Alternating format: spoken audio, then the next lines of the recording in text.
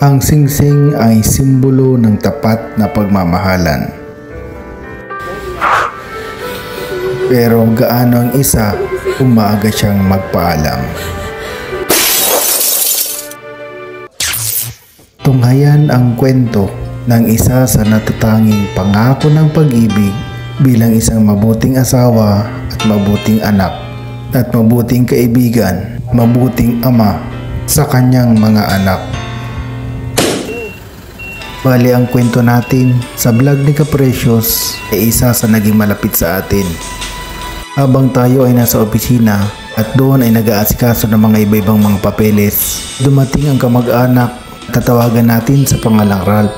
Bali madaling araw yon nung may kumatok sa opisina para humingi ng serbisyo ni Kaprecious. Bali ang kwento ng kanyang kapatid na siyang unang dumulog doon sa opisina. Ang kanyang kapatid na nasa Global Medical Center, kilalang hospital, ay doon na mayapa at binawian ng buhay.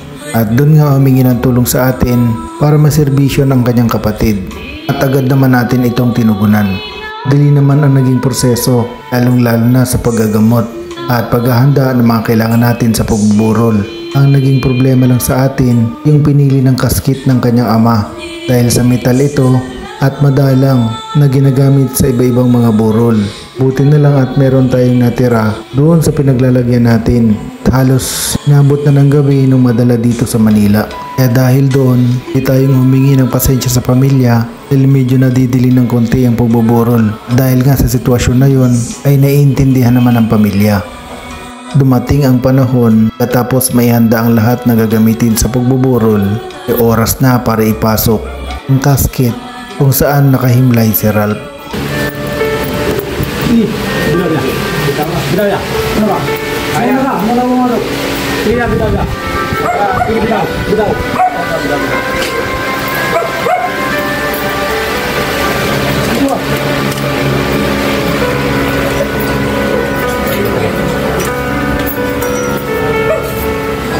Dito.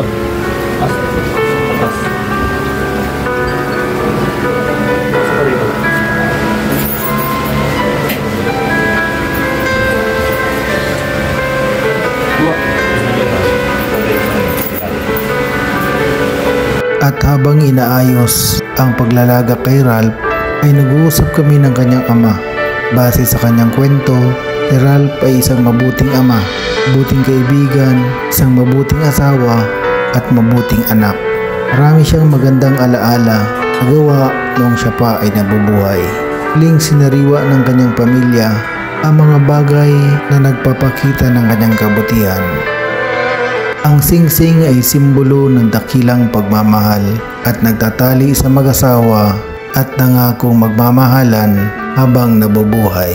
At ang singsing na iyon, siyang magbubuklod sa mag-asawa hanggang sa ang isa ay magpapaalam.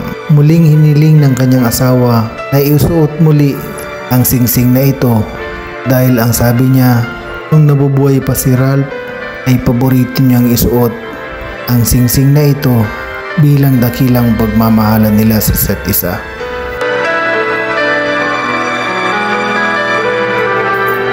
Samantalang ang mga patches na ito na nakalagay sa kanyang dibdib ay hiniling ng kanyang mga kaibigan ilagay ito sa kanya.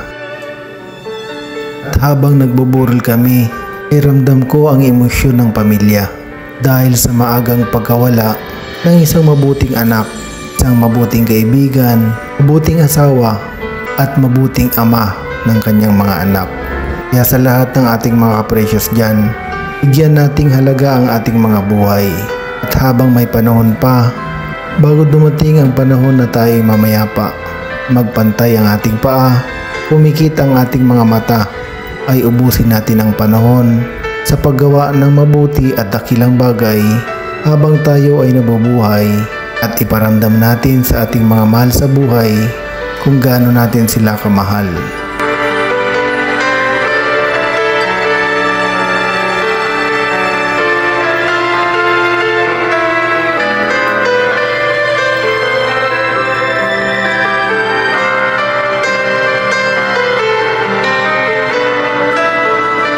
Maging anuman ang sitwasyon natin sa buhay, maging mahirap ka man o mayaman, Impluwensya ka man o hindi, taglay mo man ang yaman dito sa mundo, ang lahat ng bagay ay may katapusan. Sabi nga nila, ang lahat ng paglalakbay ay may nakatakdang kasukdulan. Ang lahat ng mga kwento na sinimulan ay may kanya-kanyang katapusan. Maging mabuti man, minsan maging malungkot o maging maligaya ang katapusan.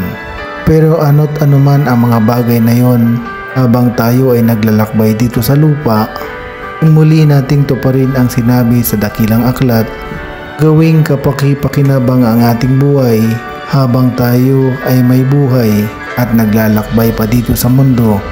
Dahil kapag dumating ang panahon na itinakda upang kunin ang ating buhay, ay wala na tayong panahon pa para magawa ang mga bagay na gusto nating gawin.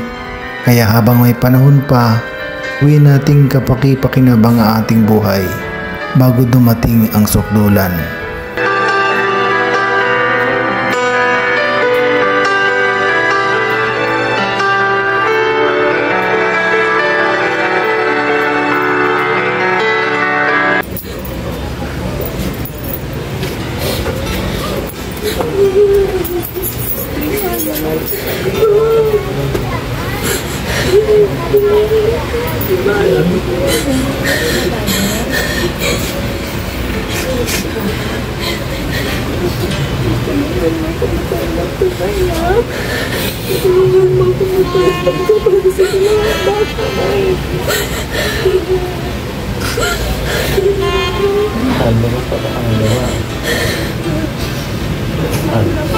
Luha.